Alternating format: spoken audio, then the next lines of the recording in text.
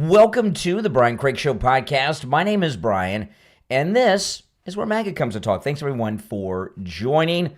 We've got a lot to cover, and I may take some calls coming up, so if you'd like to call in, you can call in and get online, but we got a lot of things to cover. I want to start with Candace Owens. I haven't talked about Candace Owens in a while, but it's, I feel like what we're all doing with Candace Owens are just occasional wellness checks, because she's just lost her mind. And I'm sorry that this has happened with Candace Owens. You know, Candace Owens was such an important part of an amazing movement in this country a few years ago. And in the last year or so, she's just lost her mind. And she said something on her most recent podcast about her and Charlie Kirk that is so strange. I don't even quite understand it, and I want to share it with you. But this first clip, there's just two clips I have of her. This is the first one. We'll play this one first, and then we'll get to the bigger one. Because we're everywhere, and we're watching, and we're listening. The whole world is invested in solving this, and so because... Okay, now she has that's a message she gave to Erica Kirk, that she and the whole world are watching this. And, you know, I do believe that there was a conspiracy behind the assassination of Charlie Kirk. No doubt in my mind. You know, we've never gotten too much about the assassin. I think he was a Lee Harvey Oswald patsy type. Now, you know, when someone's a patsy, it doesn't mean that they're a knowing participant in being a patsy. This guy, this Charlie Kirk assassin, very well could have been radicalized in one of these weirdo Discord servers he was in. And I've talked a lot about it. You know, I believe that it was the assassination of Charlie Kirk. What it was an attempt to destroy the conservative movement, this youth movement that he was growing by the millions each and every year, turning young people, high school students and college kids, into Republicans. And that movement has been severely damaged by it. We don't have a clear, I guess, kind of replacement for him. And the whole purpose of this was the assassination of Charlie Kirk, in my opinion, was just that, right? To hurt President Trump in the midterms, the next presidential election, try to damage the MAGA movement. And there's been damage done. I mean, that's just the way it is. And a lot of chaos has happened with different people like Megyn Kelly and Tucker and Candace that have come out and just been getting crazy ever since Charlie Kirk was assassinated. But what Candace Owens is talking about here, she's always implying that, well, she's had various theories, but she's implying that Erica Kirk and people inside Turning Point USA had some foreknowledge or some role in the whole thing all the time. And that's just complete crazy town. I feel so sorry for Candace Owens, because she was not always crazy like this. I don't know what's happened to her. I don't know what point this happened. Something happened during the time she was at the Daily Wire. So who knows what it is, but that's when the change occurred, because before she went to the Daily Wire, she was with it and normal. And Erica Kirk made a big mistake meeting with Candace Owens, because she legitimized her. And if you notice, if anything, her meeting with Candace Owens, it's almost like legitimized Candace Owens with her Charlie Kirk lunatic theories that have been, you know, that she goes on her program all the time. But, you know, you can't blame Erica Kirk for that.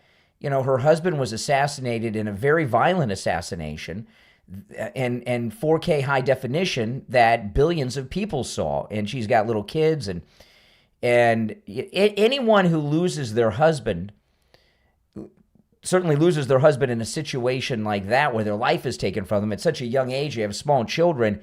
There's all kinds of trauma and grief with that. But on top of that, you know, Erica Kirk kind of reminds me of Jackie Kennedy. Remember Jackie Kennedy?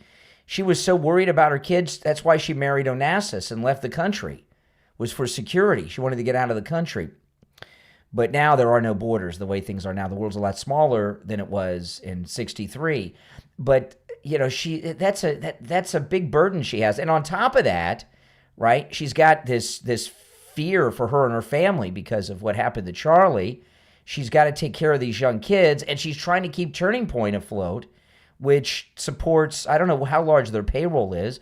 It's an important part of the political operation of the Republican Party. A lot of people earn their living there. It's her husband's legacy, this amazing organization that he built. She's trying to keep going. It's, you know, she's got a lot going on, Erica Kirk. And anyone who criticizes her is a real beaut, if you know what I mean, to put it kindly. But the reason I'm sharing this thing about Candace Owens today, this other comment she made about the third eye and everything. Let me play this. I don't even understand what all this is about, but listen. Charlie and I spoke a lot about his third eye. That's why that sentence caught my attention in the article. Okay, now before we I'll play the whole thing uninterrupted. I apologize, guys. Candace continually talks about how her and Charlie were talking all the time. Now, he's married with kids. You know, was he really talking to her all the time? I don't know. Maybe she was texting, and people text me all the time. You know, I mean, I get texts during the show the whole time. It doesn't, you know, not women. But, you know, people text me all the time. Once you have someone's phone number, you can text them all the time. I'm not so sure that they were involved in this relationship, friendship that she keeps implying. Just because she had the ability to text him, and he might give her some couple of word response means nothing. But what kind of woman goes around, and keep in mind, Charlie was somebody that she obviously at some point was close to, probably was in a relationship with him early on during the early days of Turning Point, right? You know, what kind of person continues to go out there and imply that they were having some type of relationship with a man who just recently died, and he was married at the time with kids? What kind of person does this? I mean, she's not a good person, Candace Owens. She's crazy, and she's not a good person. What she's doing is traumatizing Erica Kirk. And I'll tell you another thing. These wackadoodle things that she's talking about, okay, these weirdo conspiracy theories. You remember the Egyptian plane and all this, and this third eye thing that we're going to get into now. Charlie Kirk's children are going to grow up, and this stuff's always going to be in the background. She's opening all these doors of bizarre conspiracy theories they're going to have to deal with. Plus, she's constantly implying that this married man and her were involved in a relationship while he was married with the children, right? You know, it's just really, it's indecent what she's doing. Really, it is. All right, but anyway, let me play this. I'll play it uninterrupted, this third eye rant she went on. Charlie and I spoke a lot about his third eye. That's why that sentence caught my attention in the article. He spoke about the street lamps that would go off when he would run, about the special school that he had to go to. We spoke about a lot of the things that were strange in our childhood, the testing that both of us had to endure. We spoke about the fact that we could both astral project. You know all of this, of course. You have his phone. And see, she's talking to Erica. When she says you have his phone, she's talking to Erica Kirk. And how surprised we were when we learned that not everybody does that naturally. Sleep paralysis, you name it. We had conversations about it. Okay. Now, third eye, which is a weird thing to say, a lot of people may say they have a third eye and that they see things in a special way. But that's not what she's talking about. She's talking about some extrasensory powers that Charlie Kirk had and that she had. What is this thing she's talking about with the streetlights? Charlie and I spoke a lot about his third eye. That's why that sentence caught my attention in the article. He spoke about the street lamps that would go off when he would run. What does anyone know what that means? The street lamps that would go off when he would run? What is she talking about there? Did he have some aura of power and abilities that would interfere with electronic devices? Is that what she's saying? Because that's what it sounds like to me. It's not like somebody was turning off the street lights. She's saying that there was something about Charlie Kirk that he would send out that had this effect on the street lights and would make them go out. Charlie and I spoke a lot about his third eye. That's why that sentence caught my attention in the article. He spoke about the street lamps that would go off when he would run, about the special school that he had to go to. He spoke about a lot of the things that were strange in our childhood. The special school. What did he go to some special school for these special abilities? What is this, like the X-Men camp? What's he doing? I don't understand what's going on here. A lot of the things that were strange in our childhood, the testing that both of us had to endure. We spoke about the fact that we could both astral project. You know all of this, of course. You have astral projection. What is astral projection? Let me Google that and see what that is. She could astral project. Okay, let me just Google. What is astral projection? I mean, I got a basic idea, but I really haven't thought about it. Astral projection is the idea that your consciousness or astral body can leave your physical body and travel outside it, sometimes around the room, sometimes to distant places, and even other planes of existence. Is that what she's saying? People believe humans have multiple bodies, physical, astral, spiritual, etc. During astral projection, the astral body separates from the physical one. Okay. Charlie and I spoke a lot about his third eye. That's why that sentence caught my attention in the article. He spoke about the street lamps that would go off when he would run, about the special school that he had to go to. We spoke about a lot of the things that were strange in our childhood, the testing that both of us had to endure. We spoke about the fact that we could both astral project. You know all of this, of course. You have his phone. And how surprised we were when we learned that not everybody does that naturally. Sleep paralysis, you name it. We had conversations about it. Okay. Was this a special school for people that can astral project their consciousness outside of their body? What was that last thing she said? Okay, I got to look this. I'm not, I thought she's Catholic, thought she's Christian. This is not what Christianity is all about, and it's certainly not what Catholicism is all about. What was that last thing she said? And how surprised we were when we learned that not everybody does that naturally. Not everybody can astral project, is what she said. And it was such a common thing to them that they just assumed everyone could do this. Okay. Sleep paralysis, you name it. We had sleep paralysis. Okay. I'm just Googling because I don't know what sleep paralysis is. Let's see what sleep paralysis is. A temporary state where your brain wakes up, but your body doesn't. So you're conscious, but you can't move or speak for a short time. It can feel intense. When you sleep, your brain shuts down your muscles so you don't physically act out. Sleep paralysis happens when your mind wakes up, but your body is still in that muscle-off sleep mode. So you're stuck between sleep and awake. So it's almost like you're paralyzed in a coma, but awake and conscious. There's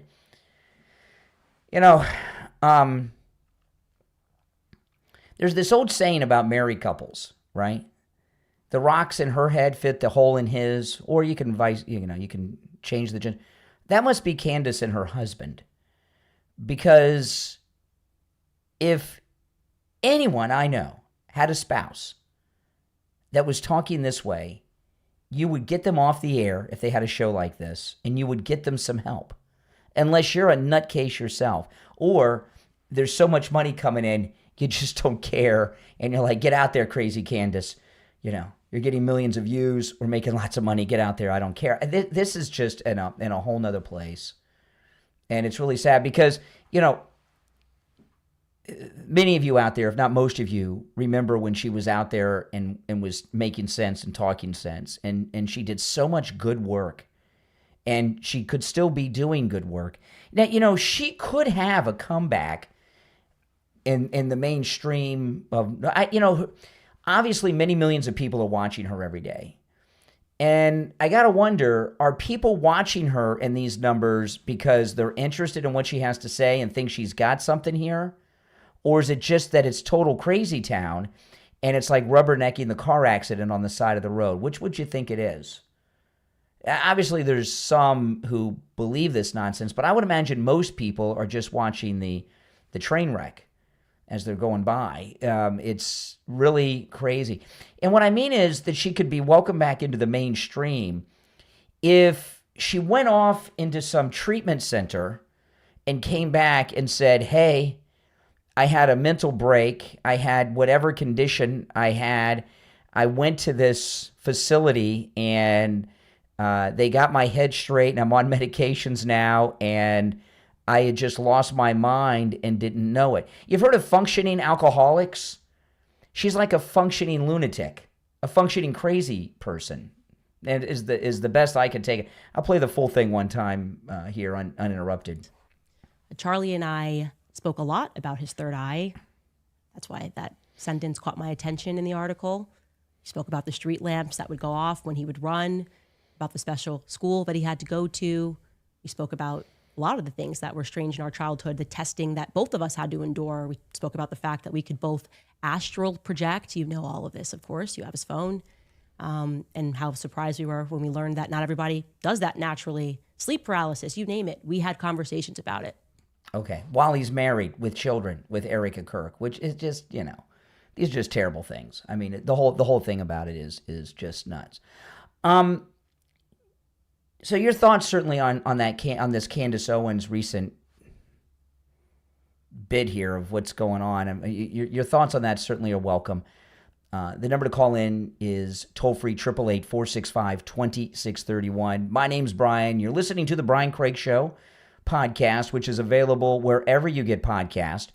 The audio podcast is available on every podcast platform. Just search for The Brian Craig Show. If you want to catch the show live and in video form where you hear me taking calls, that's on YouTube. Go to YouTube and search The Brian Craig Show. I'll come up. Make sure you follow and subscribe on whatever platform you are listening on. Okay, so this week, I know it may not seem this way to you, and maybe this isn't the exact way to describe it, but it's kind of in many ways a slow news week. And the reason that it seems like a slow news week is because the Savannah Guthrie's mother's kidnapping story is hijacking so much of the news. Fox News is becoming like crime TV. They're becoming like ID. It's all they cover. And the story, really, we don't have many developments. I was talking on the morning show today about how weak journalists are today. These reporters, they're not even journalists. In the 80s, in the 90s, even in the 2000s, the early 2000s, there would be, and even before that, but there used to be these stories that weren't political, but would take the whole country by storm. Something would happen, right? Tanya Harding, Nancy Kerrigan is an example of that. Elizabeth Smart's a big one because it's similar. It was a kidnapping, and she's got a documentary out. And there were the Natalie Holloway. There were these stories. A lot of times they were crime stories, and they would take the nation by storm, and all the media would cover it. And one of the reasons that those stories would have legs to them is there would be scandal and mystery, and you would follow them for the mystery to be solved. Who did it? Who done it, right? Who kidnapped Elizabeth Smart? Where is Natalie Holloway? And the media and there's many other stories. I mean, you can make a long list of these over the decades. The media would all go to wherever it was. Aruba for Natalie Holloway, Utah for Elizabeth Smart, wherever the girl in the well was. Remember the girl that fell in the well? All these stories. And Scott Peterson and Lacey Peterson, right? Another one, a murder mystery, right? The media would go there. They would have press conferences with either the local law enforcement that were handling the case or the feds who were handling the case. And they would ask great questions to try to put them on the spot, because what the media were trying to do in these past stories and scandals was find out who did it, solve the mystery. Who did it? Casey Anthony was another one here in Florida. Casey Anthony, big one. And then when they weren't having press conferences, the press would be out there trying to solve the case. They'd be going through the town, questioning neighbors, people that work at the store where they did their grocery shopping. They'd go to the local gas station. And I'm watching the coverage of the Savannah Guthrie mother's kidnapping. Nancy, right, is her name. And the press aren't doing any of that. The press, and it, normally I would say they're incompetent fake news people. They don't know how to investigate anymore. They don't know how to ask questions anymore, because the media, since Trump came down the escalator, that's 11 years, right? That's a long time. So huge chunks of people in the media are people that have come into the media since that period of time. And all they've done is like, they're like reporters in the old Soviet Union. They just get press releases given to them by the political party and they read that. And people in the media today don't know how to ask questions. When I was in high school, I was on the school newspaper. And it was a real class about journalism. And I remember the newspaper teacher's name, Mr. Ogley, passed away. And when he died, one of the local newspapers did stories on people, and that it ended up in media that were in his class over the decades. It was like Mr. Holland's Opus, but for newspaper people, I guess. But who, what, when, where, and why. I remember that when you are in the news business, who, what, when, where, and why. The 5 W's. It's amazing how you remember things from 10th grade, right? 1985. And reporters don't learn that anymore. All they know is hate Trump, disagree with Trump. That's it. You watch the news, there's very little news anymore. They're all a talk show, right? It's all The View. They're all chat shows, all talk shows where they just have a panel. They'll have somebody that thinks they're a news person. They'll have a Democrat and a Republican pundit, and they'll throw a headline out and they just talk.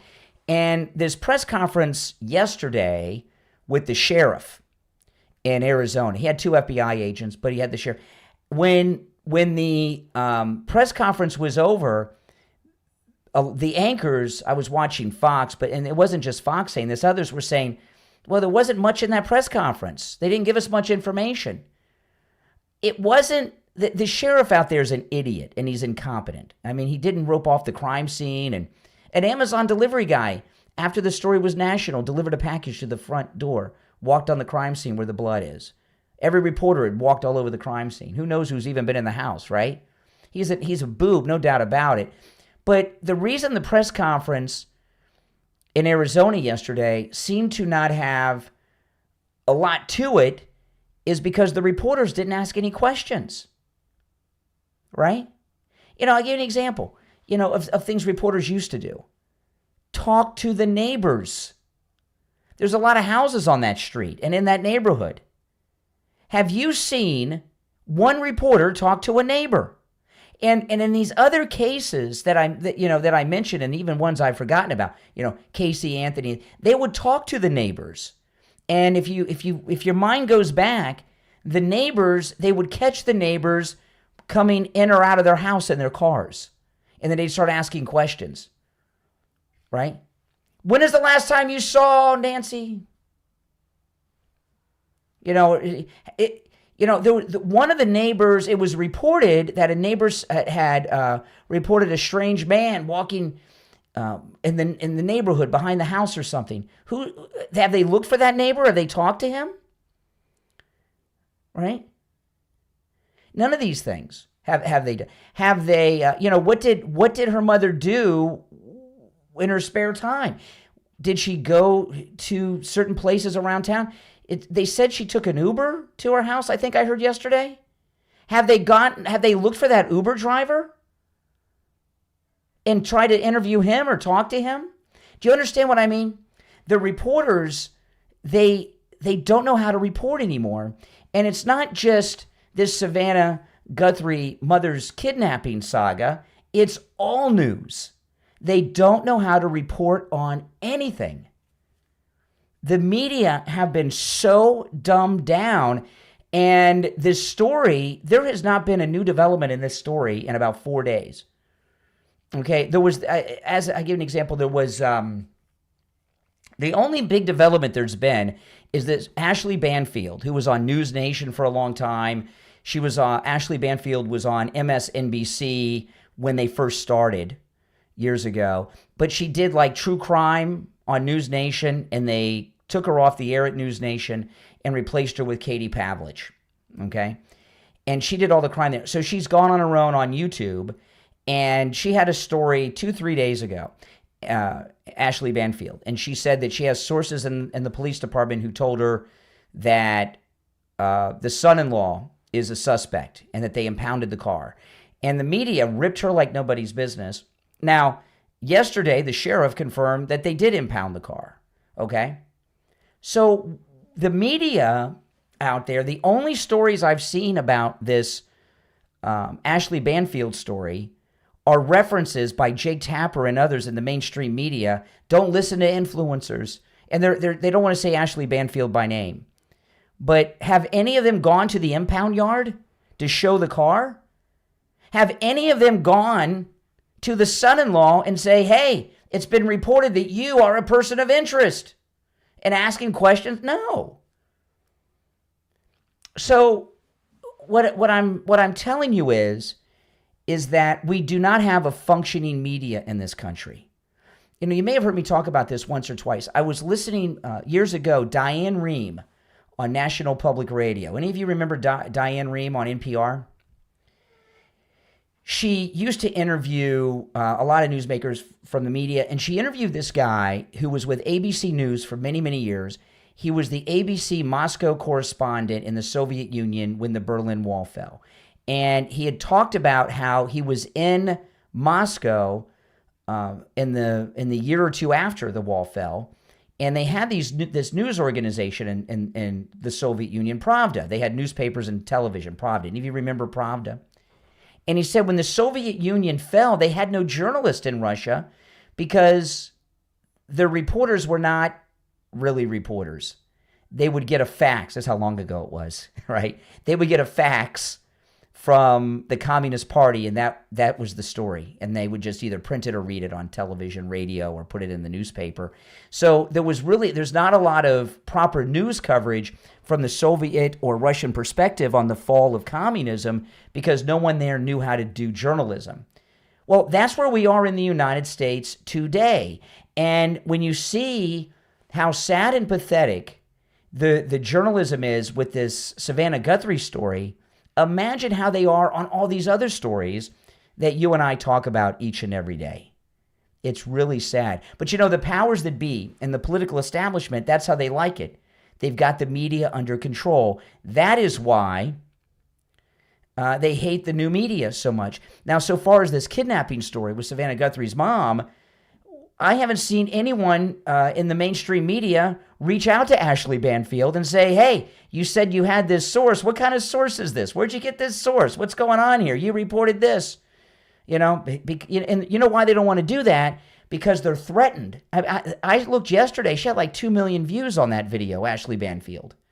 I didn't even know she was doing a YouTube thing, right? So they don't want to go and ask Ashley Banfield anything about the story because they don't want to give the credibility or tell their viewers that she's out there. And basically we have no news any longer unless you're into the new media like this. All right, listen. We're going to take our break.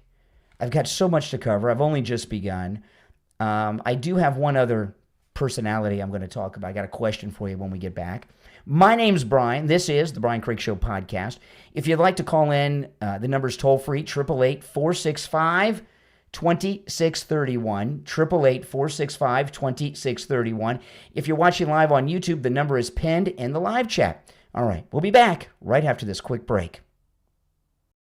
If you enjoy dark, atmospheric stories filled with mystery, power, and hidden truths, The Drowned Covenant is a book you should know about. Available now on Amazon KDP. The Drowned Covenant pulls readers into a world shaped by secrets, sacrifice, and a pact that was never meant to surface again. As the story unfolds, old loyalties are tested and buried truths begin to rise. This book is perfect for readers who love immersive storytelling, morally complex characters, and stories where every choice carries a cost. If you're looking for a gripping read that stays with you long after the final page, The Drowned Covenant is available now on Amazon. It's finally here, our second annual mega sale. This sale only comes around once a year, so take advantage of the best offers ever while you can. For example, save 50% on our Giza Dream bed sheets, as low as $29.98. And for the first time ever on TV, My Pillow mattresses and My Pillow mattress toppers, as low as $99.98. And you save 50% on our Lux Pure 6-piece towel sets, regular $69.98, now only $39.98. And our best-selling standard My Pillows, regular $49.98, on sale for $17.98. Wait on it, mega sale, only $14.98. So go to mypillow.com or call the number on your screen. Use this promo code to take advantage of our second annual mega sale. But wait, there's more. To make the mega sale even more special, when you order right now, your order's gonna ship absolutely free. What if we've been asking the wrong questions about aliens all along? When people talk about non-human intelligence, they look to the skies, to UAPs, to massive craft and towering beings. But what if some of them have been here the entire time, much smaller and hiding in plain sight? In When the Fae Came, available online at Barnes & Noble, Bookshop, and Amazon, author Martin Thomas explores a provocative idea that the beings we've called fairies, elves, dwarfs, and goblins may not be myth at all, but advanced non-human intelligences. Drawing from global sightings and early research, When the Fae Came connects underground and underwater colonies across places like Mexico, Canada, Malaysia, and Europe. Beings capable of invisibility, flight, and telepathic communication. This isn't fantasy, it's an investigation into how ancient stories may be misunderstood encounters with something real. If you're curious about where folklore ends and non-human intelligence begins, When the Fae Came asks questions most researchers avoid. Order your copy of When the Fae Came from author Martin Thomas online at Barnes & Noble, Bookshop, and Amazon. All right, welcome back, everyone. I'm Brian. You're listening to the Brian Craig Show podcast, available wherever you get your podcast. Call us on hold. You stand by. So the Trump tariffs, even this week, when Scott Bessent, our Treasury Secretary, was testifying in Congress, all the Democrats were going after him about the tariffs and how terrible they were, right? That's all we've been hearing about. The tariffs are going to wreck the economy. They're going to wreck the economy. And then look what happened. President Trump just made economic history today. This is an all-time high. I believe it's we're on track for the 5th record close of 2026. The market is bouncing back from what was a really uncertain market all week. The S&P 500, the NASDAQ getting hit by a tech sell-off. And here we go. It is off to the races, up almost 1,100 points, Okay, now she's a little downplaying what's going on here because I don't think she understands financial news. The Dow Jones Industrial Average broke 50,000 today. That is an all-time record high for the Dow Jones. Broke 50,000 today. Why is that? It's the Trump economic policies. The thing about President Trump and the economy, President Trump is an economist. Scott Bessent is an economist. right? And you may say, well, what are you talking about, man? What do you mean? These are billionaire people that understand money in ways that regular people like you and like me, we couldn't even comprehend if they explained it to us, right?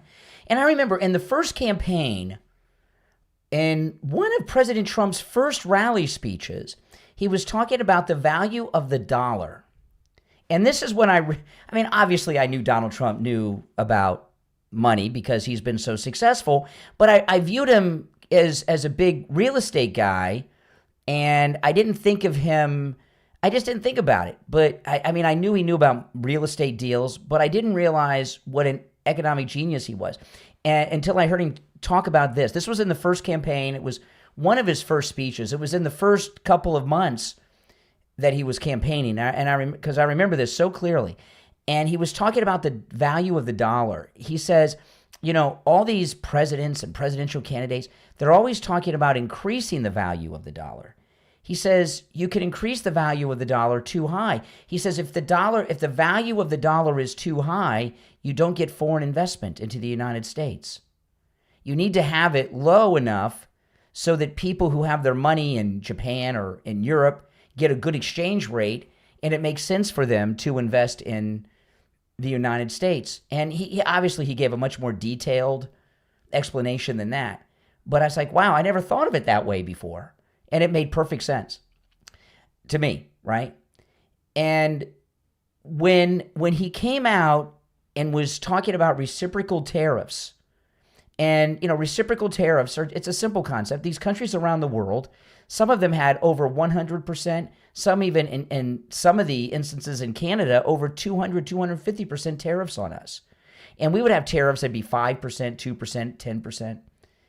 We're getting ripped off. When they talk about the trade imbalance, and, you know, throughout life, when you follow the news and they talk about the trade imbalance, mainly what they're talking about are the tariffs. Tariffs are the import-export taxes. You know, remember in the first term Harley-Davidson, it was Thailand. In Thailand, they had an 80% import tax, 80% tariff on Harley-Davidsons coming into Indonesia. You know, I mean, how can you, if you're Harley-Davidson, do business in Indonesia if they got an 80% tariff? And by the way, we had a tariff that was like 10%, maybe even less, on goods from Thailand. And President Trump said, okay, you can have your 80% tariff if you want, but we're going to have an 80% tariff on your goods. And the way that it works, there are some exceptions because some countries are too small and insignificant to deal with one-on-one. But with the major trade partners around the world, President Trump just changed it. Our tariff, our import tax on them is whatever theirs is on us. Seems pretty fair, doesn't it? How does it work out? How does it work out to fairness the other way? And all I've heard from Never Trumpers and Democrats for over a year now, because Trump's been talking about this for over a year now, is how what Trump was doing with tariffs was going to wreck the American economy. Well, the Dow Jones just broke 50,000 today. So what does that mean? That Trump was right again. The tariffs work, and his other economic policies too. If you all on the Never Trumper circle of things, side of the aisle, were right about tariffs, the Dow Jones would not have reached 50,000. All right, you're on the air. What's your name? Where are you calling from? Hello. Yeah, you're on the air. What's your name? Where are you calling from? Hi, Brian. My name is George. I'm calling from Canada. Hey, George. How you doing? Not too bad. Every time I hear what's happening in America, I just think, how can that be possible? You know, I'm Mexican, and I can clearly see how they destroy your country. I don't understand how these people can support, everything that is destroying America, making everything that is, so bad, making it look like it's the good thing. Yeah. I don't get it. Why did you end up in Canada and not the United States, being originally from Mexico? Because I married a Canadian lady. Oh, okay. And we moved to Canada. Oh, that makes sense. I get it. That was many years ago, 28 years I've been Yeah. here, you know. Yeah, no, I that's can cool. say that the situation here is good. It is the same. This country is going straight down to, down to hell. But Well, what can we do? In Canada, unfortunately, in Canada, you're done because that parliamentary system. I don't understand how people can get control of the country in Canada. The way that parliamentary system works is very confusing, and it's meant to keep the people from not having a voice. But here in the United States, there's been a great awakening, right? The United States, Yes. the United States right now has the lowest crime rate that we've had in 125 years. And by the way, that goes for the murder rate. The murder rate is at its lowest point since 1900. Think about that. That's half the age of our country, and it's all because of the ICE operations and deportations that have been going on. Yeah. Since 2016, as soon as President Trump announced that he's running for president, the first thing I heard in the news is that he insulted Latinos. And I wanted to know, okay, what did he say? When I heard what he said, I thought, no, he didn't insult Latinos. He just told the truth. That's what it was, well, you know what? In the last presidential election, President Trump won the majority of the Latino vote. Isn't that something? Yeah, absolutely. And if you look at these ICE officers in Minneapolis, most of them are Latino. Yeah. The reason that is I to just be border patrol, you have to speak Spanish. It's a requirement, and there's a lot of Hispanic border patrol and ICE agents. Almost all of them, it seems to me. When I hear them talk, they have an accent like you. Yeah. I just wanted to say hi. I wanted to say that I listen to your show all the time. And I've been listening to your show probably since 2016, around the time that President Trump decided to run. Awesome. Well, welcome. I enjoy your show. Well, good. Well, thanks so much. Call me again. Yeah. All right. Take care. Thank you so much. Thank you. Yeah, we have a lot of listeners in Canada. It's amazing. Because we have a lot of listeners. Of course, the United States, because I'm in the United States. Most listeners are in the United States, but we have a lot of listeners in Canada, in Australia, in the UK, because the English-speaking world has rallied in the last 11 years behind the Make America Great Again message, because the Make America Great Again isn't just about making America great again. It's about saving Western civilization from all these corrupt people that, like he's in Canada, their current prime minister and the past one, they're just corrupt, right? By the way, the Winter Olympics are going on, and I love the Winter Olympics. I'll be watching the opening ceremony tonight. do you guys like I like the Olympics a lot, but I like the Winter Olympics better than the Summer Olympics. I don't know why, but I do. I guess it's the games. And I don't know, I think Canada has an unfair advantage against us, perhaps, in a lot of the Winter Olympics, but I hope that we kick some Canadian butt in the Winter Olympics, okay? You know what I'd really like to beat them in? I know this sounds ridiculous. Not just hockey. I'd love us to have another miracle team with the hockey. I'd like to beat the Canadians in curling. I don't quite understand curling. When I first saw curling in the Olympics years ago, I thought it was a joke, like a Babylon Bee kind of skit. I couldn't believe that curling's a real thing, but it is. But that's kind of like a national sport up in Canada after hockey, and I'd like to get the gold in curling just to beat Canada. So it'd be nice. But they have an advantage on us in the winter sports. But that doesn't mean anything. So did the Soviets, and we kicked their butt, right? Back in 1980. Oh, this story, I've been meaning to mention this the last couple of days. I haven't gotten to it. Ellen DeGeneres returns to California after she fled the United States when President Trump was elected. And she did what Rosie did, right? She went to England and Rosie went to Ireland, right? Ellen went to England and all this stuff. Why do you think Ellen DeGeneres returned to the United States from England? I know why. I got a pretty good idea. I'll tell you why. Why do you think, though? I'm going to tell you. I'm not going to ask you to call in and guess. Just think about it for a second. Why did Ellen DeGeneres, who fled America to England, why did she come back? Why do you think? Somebody in the chat room said taxes. You know why? Nobody knows who she is in England. She's not famous there. She doesn't get recognized. In the United States, she's a very famous person. I mean, she's one of the most famous women in America. everywhere Ellen goes in America, people know who she is. And her wife, too, who used to be on Ally McBeal. She's kind of well known. But nobody knows who she is in England. In England, she's just a normal person. Some American tourist that they don't like. They don't know who Ellen is. That's why. I think that's why she's here. She just can't handle not being a celebrity. You know, I saw Kevin Bacon. He was a real weirdo. You know, I don't watch any. If you're a fan of any Kevin Bacon movies, like, you know, Footloose or something, do not watch any interviews with Kevin Bacon or his TikToks, because he'll spoil all of his movies. He's such a weirdo, him and his wife.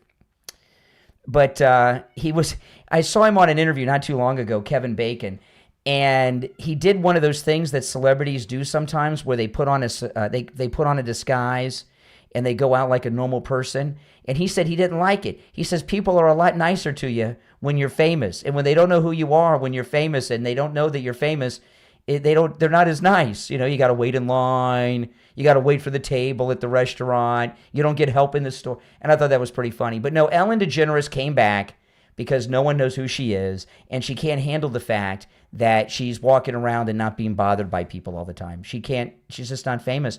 So she came back here to be famous. That's it. That's the way of it. Yep. You know, there was a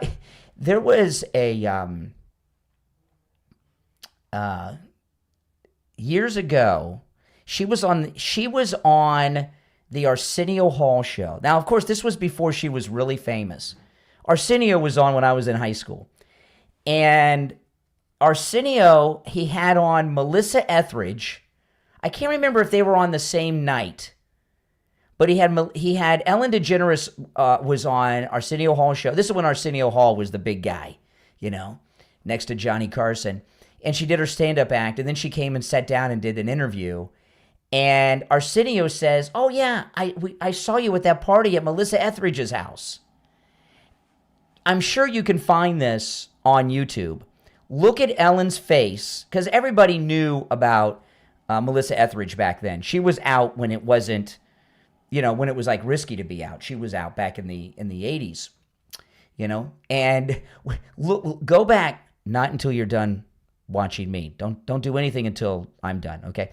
But but when he said that when he told Ellen that he saw her at the party at Melissa Etheridge's house, the look on Ellen's face was panic, because she thought she was going to get outed by Arsenio. If you go back, you'll see it.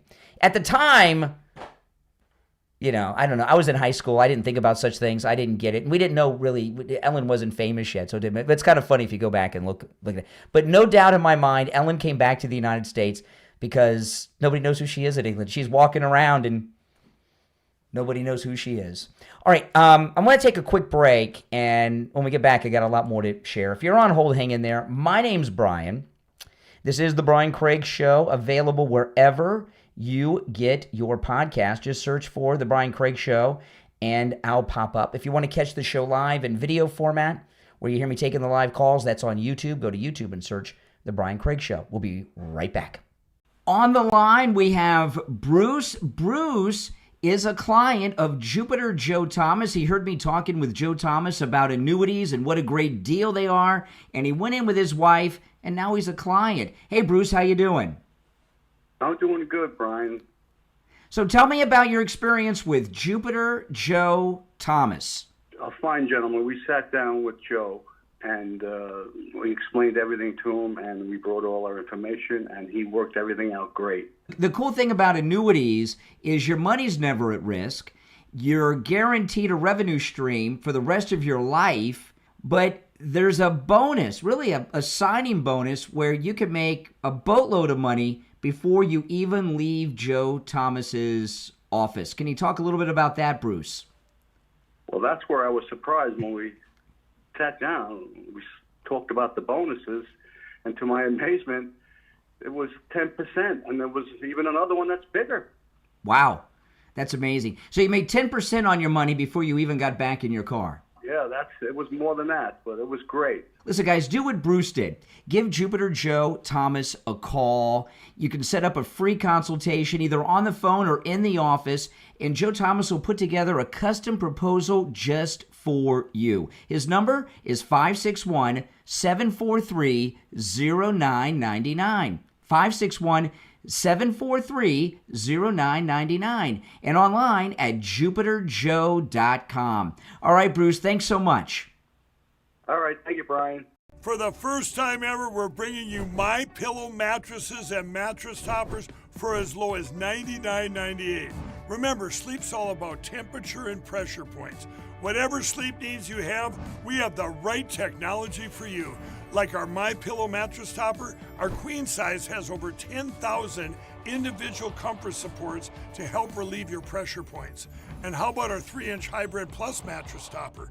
It's infused with copper and silver to help your body get the restorative sleep it needs. And our My Pillow and Case Coil mattresses, I personally helped develop these mattresses to make sure they have everything needed to give us great sleep. Plus, they're made right here in the USA, and they ship right to your front door absolutely free. So go to MyPillow.com or call the number on your screen. Use this promo code to get MyPillow mattresses and toppers for as low as $99.98 and free shipping. All right, we're back. I'm Brian. Thanks for joining, everyone. You know, you may have seen this story today. I'm sure you did. They got the mastermind behind the Benghazi attack all these years later. Was it 15 years ago? I guess it'll be 15 years ago in September. Hillary must be really ticked that they got this guy. You know, that was just a terrible day. And, you know, I hope people talk about what happened in Benghazi now that this happened, because Benghazi happened because of two very bad people, Hillary Clinton, remember that, and Barack Obama. And Benghazi, for those that have forgotten, Benghazi is in Libya. So why was the U.S. ambassador and the U.S. embassy, why wasn't it in Tripoli, the capital of Libya? Why was it in Benghazi? Right? In these small countries like Libya, when we have an embassy, it's in the capital, because you're there to reach the government, which would be the dictator, Gaddafi back then. Tripoli, remember the Marines? From the halls of Montezuma to the shores of Tripoli, the Marine Corps hem? So why was our embassy not in Tripoli, but the U.S. ambassador was based out of Benghazi? Do you know why? I know a lot of you will remember, but a lot of people don't. And this story is kind of new, just happened today, although the kidnapping story is hijacking the news cycle. And so I don't know if this will get covered properly, but the reason that the ambassador, Chris Stevens, was in Benghazi and not Tripoli is he was trying to fix and he was a Democrat trying to fix Obama and Hillary's mess. Obama gave weapons to the Islamic terrorists of Libya to overthrow Gaddafi. And Chris Stevens, our ambassador to Libya, was in Benghazi trying to get the weapons back that Obama gave them. So, yeah. Now, so far as Hillary, Ambassador Chris Stevens, they knew the attack was coming from this monster before it happened. And remember what happened? He couldn't get Hillary on the phone.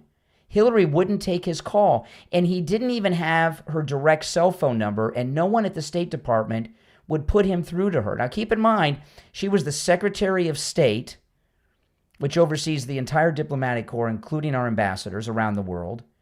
He was an ambassador in a hot spot. He couldn't get the president on the phone or the Secretary of State. And he was desperately trying to get the president and Hillary on so that they could send in military support so they wouldn't get killed. And then I remember it came out after Benghazi, it got awful. It came out after Benghazi that while Chris Stevens was not allowed to have Hillary Clinton's private cell phone number, Ben Affleck had it. And she would take calls from Ben Affleck all the time.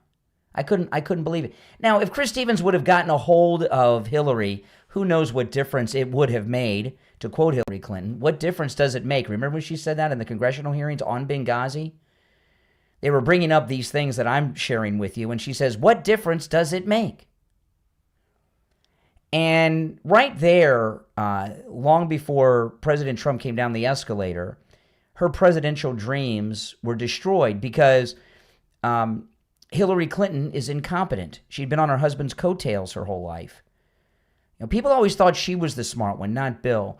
But she showed her incompetence in Benghazi. She had one day to be in charge of something important, and she dropped the ball, and our ambassador was brutally murdered. His body dragged through the streets. It was terrible. And now they got the guy, and I hope they throw the book at him. I really do. It's and I bet you Hillary is freaking out because, well, she doesn't want people going over what I'm going over with you, which is Benghazi. And by the way, that's just off the top of my head. If I read up on it, there's a lot of other screw-ups of Hillary Clinton's doing involving Benghazi. That's just what I can just popped in my brain as I'm just mentioning Benghazi. It was a really bad thing. It was a big embarrassment for this country, too, on top of the loss of life. There's a couple things I wanted to share here. The first one was this. I saw this story today. The Department of Transportation has pulled over hundreds of English illiterate illegal immigrant truckers and taken them off the road. There's been some recent crashes that have resulted in deaths you may have seen. They've done over 8,200 inspections in 26 states. That's the Department of Transportation alone. They have something called Operation Safe Drive. But here I'm in Florida. Here in Florida, as an example, Governor Ron DeSantis has done amazing work. The Florida Highway Patrol have been doing 43% of the immigration crackdown work in Florida. 43% of it. And they've been doing it by pulling over trucks where you have to have the CDL license and checking to see if the drivers can speak English and that they're legal. And they've been tasked to do that by the orders of Governor DeSantis. And this week, this went into effect. Florida passed a law, and it went into effect this week, that to get a driver's license, the driver's license exam moving forward will only be done in English. They won't be done in Spanish or any other foreign language. All driving tests in the state of Florida, this started, I think yesterday was the first official day, will be in English only. And the lines at the DMVs around the country were around the block on the last day that you could take them in foreign languages. I know a lot of people say, oh, that's bigotry and all this stuff. Whenever I, like we go on our cruises, I don't rent cars when we go on, I hire a driver or we're on a tour group, because you go to another country, not only do you not know your way around, you don't know the rules of the road. And you can tell sometimes, my wife and I will drive down to Miami and Miami Beach. And when you enter Miami and you're on I-95 in Miami, it's a whole nother thing on the road, because there are so many people that are on the road that should not have driver's licenses. They're from other countries. It's a large immigrant community, not just illegal. There are a lot of legal immigrants too, but they by the time I started driving, and this is true of most of us in this country, you typically, in Florida, you can get a restricted driver's license at 15, and you can start driving at 16. My parents didn't let me do that. I didn't have my driver's license until I was 17 when I could drive on my own. My parents were very strict. I had my restricted license at 16. It drove me nuts at the time. But when I started driving on my own, I was driving in the town that I was driving around in with my parents, and we've been driving my whole life as a passenger. So when I got on the road on my own, it's not just that I knew my way around. I knew the rules of the road, even the ones that aren't written, right? The etiquette that you have on the roads. And those are things that are pretty vital. When somebody moves to a new country and you just give them a driver's license and they don't have the experience of even being a passenger on the road, it's a really dangerous thing. It can be. But this thing with the truckers, there have been many deadly accidents. There were 2 big ones this week in the news. You can look them up. I posted the stories on my X, but they're in the national news. These semi-truck drivers it's bad enough when you see people in a 2 or 4-door car that shouldn't be on the road. These truck drivers, some of them are driving 18-wheelers with full loads. They don't know what they're doing. You know, the one accident a few months ago that brought most attention to it, if you remember, the guy made a U-turn on the Florida Turnpike. This was up in the Fort Pierce area, which is in the listening range of our radio stations. He made a U-turn on the Turnpike in the Fort Pierce area, and the people drove into him, and it was a deadly accident. Everyone who lives in Florida knows you do not make U-turns on the Turnpike. You go to the rest areas, and in the rest areas, you can drive over to the other side. So if you're going northbound, if you missed your turn and you can't make a U-turn, you go to the next rest plaza. They're usually 25 miles apart, sometimes a little further, but that's the price you pay for missing your ramp. You go to the rest stop, and you go to, if I'm going northbound and I miss my turn and I need to make a U-turn, I go to the next rest stop, and then I drive in the rest stop over to the southbound. You don't do a U-turn.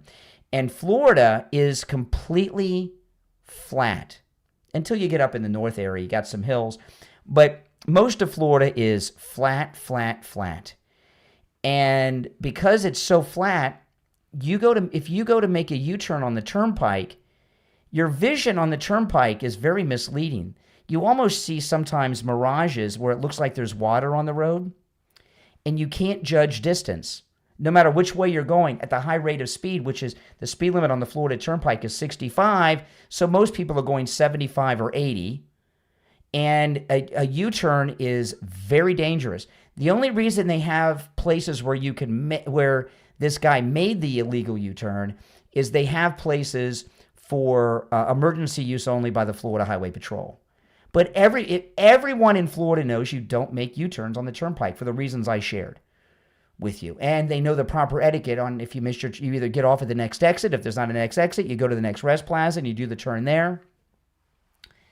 But if you are not a properly licensed driver who didn't go through the truck driving school properly, or you're not from the area and you don't know the rules of the road, you don't know that you can't make a U-turn, and you don't understand or know the dangers of it. It's very dangerous what's going on.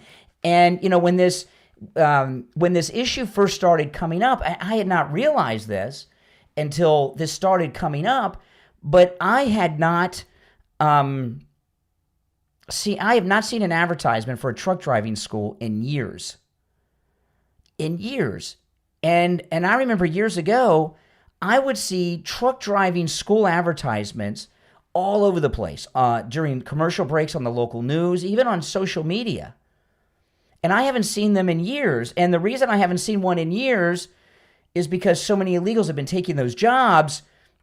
There's not much of a market anymore for it. In fact, I remember in Broward County they had a truck driving school, and those of you that live in South Florida, sometimes I would be driving through Margate and 441, and I would see student drivers in semi-trucks with the full trailer, and it'd say student driver on the side of the trailer. I haven't seen anything like that in years, and I imagine there's not really that many truck driving schools anymore as compared to what we had 20 plus years ago because of this demand.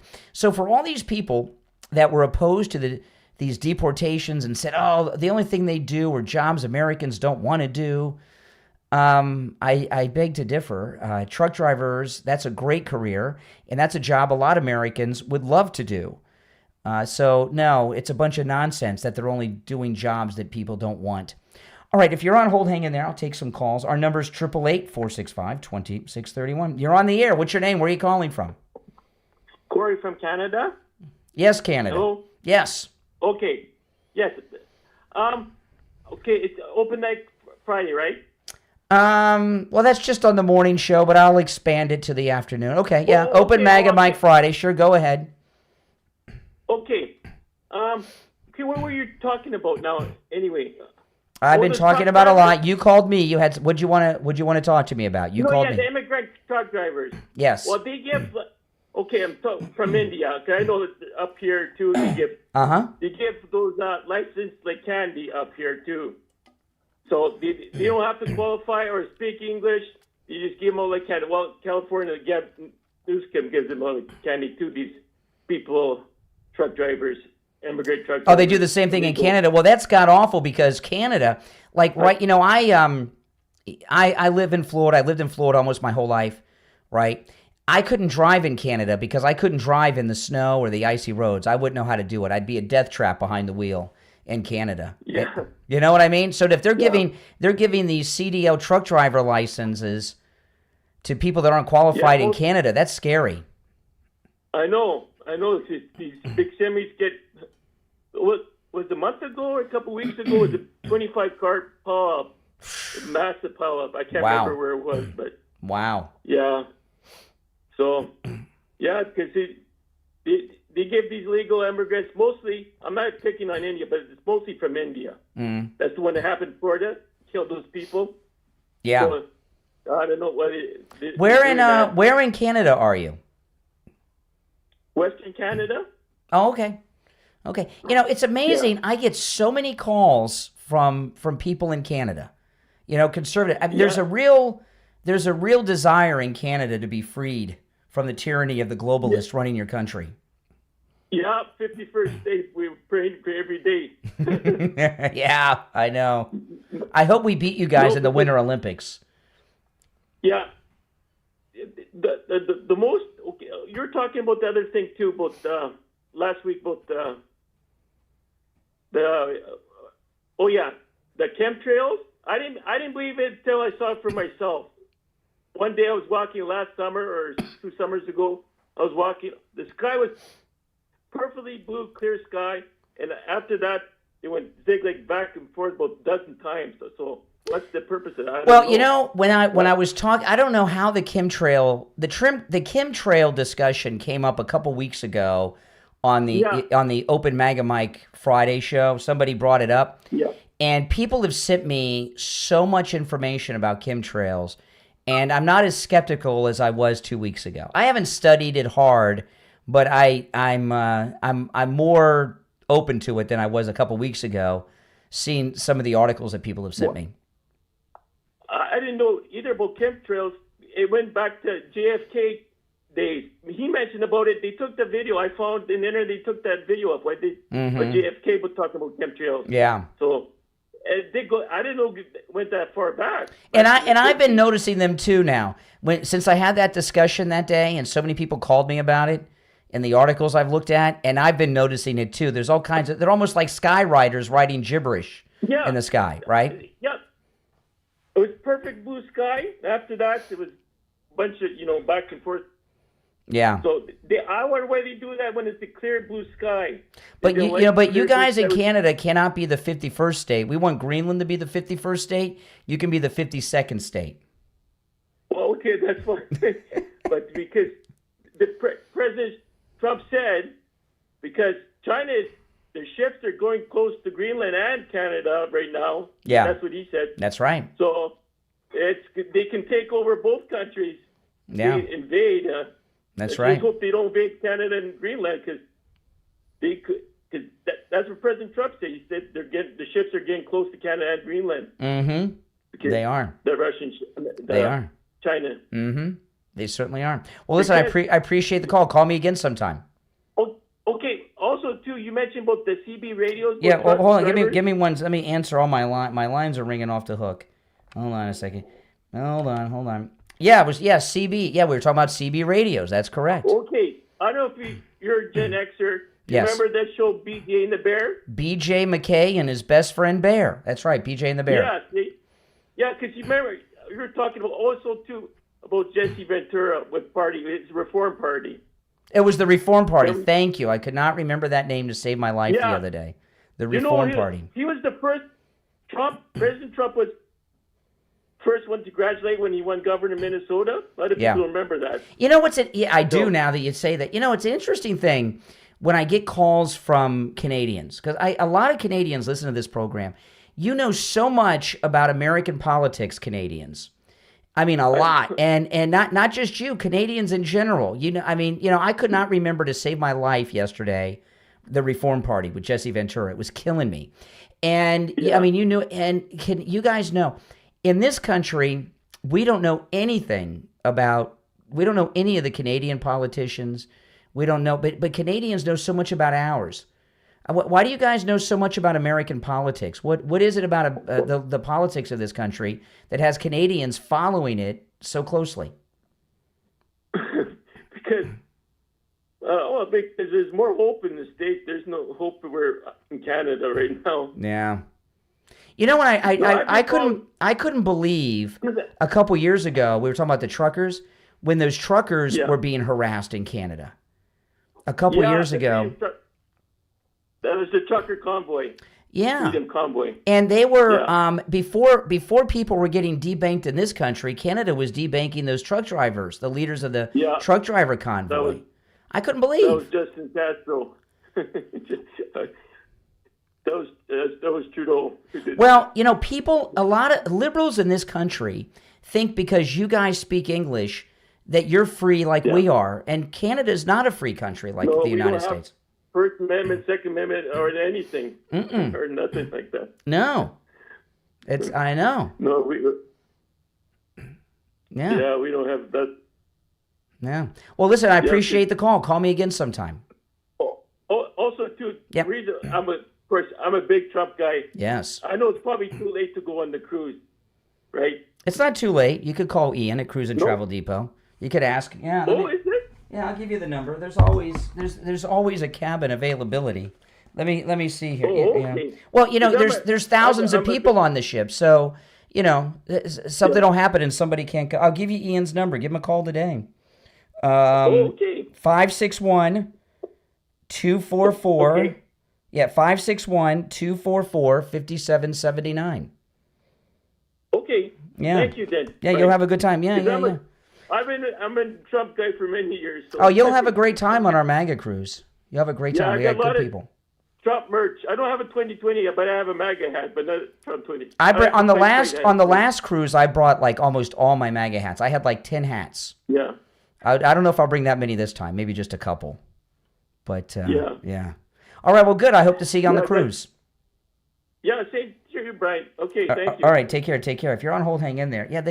For those that don't know, every year, Steve, Kate, and I, we do a cruise with our listeners, and our 10th annual listener cruise, MAGA cruise, is we leave on March 22nd next month. So I'm excited. I love these things. They're great. All right. Let's go. You're on the air. What's your name? Where are you calling from? My name is Jamir. I am in Minneapolis. Minneapolis. Welcome, Minneapolis. You're what? Yes, thank you. I'm immigrant, and I've been listening to your show, and I say fuck to you. Okay. That's it. He hung up. I didn't let him go. I would have let him continue.